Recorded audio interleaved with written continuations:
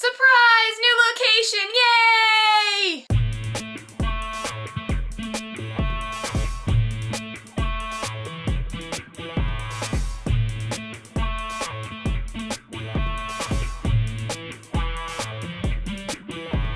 So today I decided to show you which books I've chosen for the BookTube-A-Thon. So now that I've disrupted my shelf to get my stuff down, I'm gonna try to complete as many challenges as I can. No guarantees, but I'm gonna try, so that's all that counts, right? First challenge is to read an average of 300 pages a day. It's kind of a lot to ask for me, because I normally read about 150 pages a day at the most, and sometimes less, and I rarely ever read 200 or more. I have before, but I don't know that I've ever read 300 pages in one day, so that's gonna be a real challenge.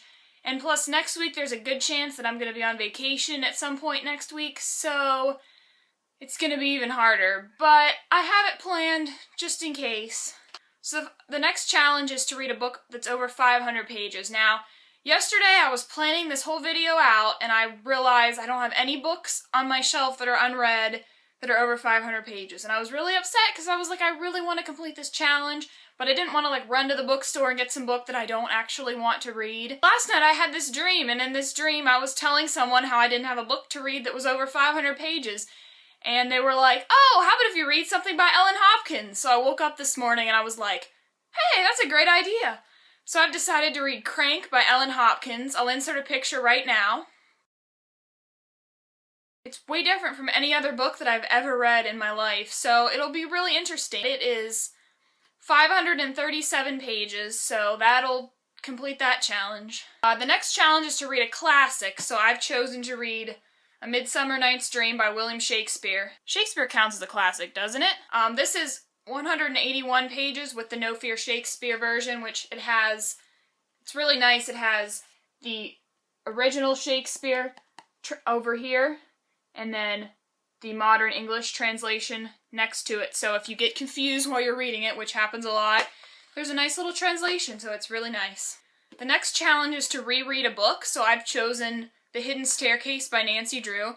Yesterday when I was filming the Rainbow Book Spines challenge, I used this for Yellow. I thought about it and I was like, hey, I'd kind of like to reread a Nancy Drew book. I haven't done that in a while, so I chose this one since it's my favorite. I think it's probably been over 5 years since I've read this, so I've pretty much forgotten most everything that what happens.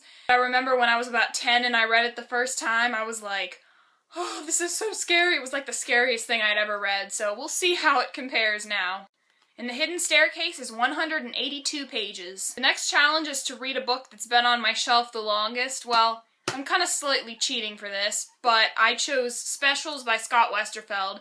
This has actually only been on my shelf since May, but considering I don't really have anything else that's been on my shelf the longest except maybe, I guess I have some things up on the top shelf, but I don't really want to read them, and plus this will help me complete the next challenge, which is to finish a series. So I'm going to read Extras by Scott Westerfeld, which will complete the Ugly series, which I've been putting off for a while because I read Pretties back a few months ago and I really didn't like it, but I loved Ugly, so I'm hoping that these two will be better. Specials clocks in at 350 pages. This is 399 pages. Last challenge is to listen to an audiobook. I don't really like audiobooks. I've never actually really tried one, but whenever someone tries to read a book out loud to me, I tend to zone off and I don't remember what happens, so I have to read along with it, which kind of defeats the purpose, and plus audiobooks are rather expensive, so I don't think I'm going to be listening to an audiobook.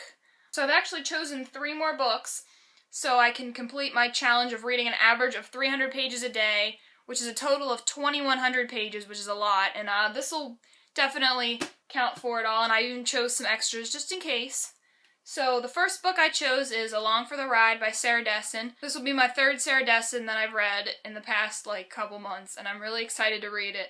And it is 383 pages. The next book I chose is Clockwork Angel by Cassandra Clare. I really want to start The Infernal Devices because everyone says they're better than The Mortal Instruments, and The Mortal Instruments were pretty good in my opinion. So I'm really excited to read this to see if they really are better. Clockwork Angel is 479 pages. The last book I chose is Daughter of Smoke and Bone by Laini Taylor. I don't know if I'm going to get to this one because it's so big, but at 418 pages it'll definitely help me complete my challenge of reading 300 pages a day. So actually, if you add up all the pages from all the books, it comes up to a total of 2,929 pages, which is a lot, but, however, once I finish Ruby Red, which will probably be today or tomorrow, I'm not exactly sure, I'm going to choose one of these 3 books to start, so I might finish it before the BookTube-A-Thon starts, but if not, then I'll be finishing that, or I'll be starting something else. I don't know, it's kind of complicated. So I hope you enjoyed it. Don't forget to like, comment, and subscribe, and I'll see you again next time. Goodbye!